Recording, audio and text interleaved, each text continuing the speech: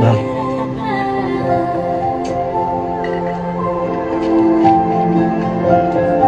তুমি নিজে ট্ৰাই কৰাচোন এয়া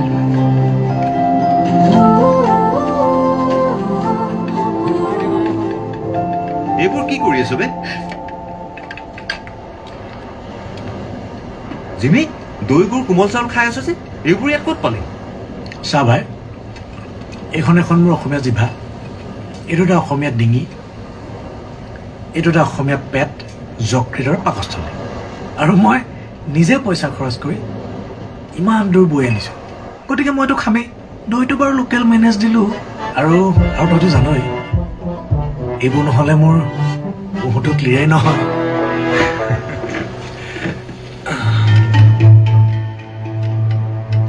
আৰু তইতো খাই বৈ ল ইউনিট ৰেডি আছে শ্বুটিং ষ্টাৰ্ট হ'ব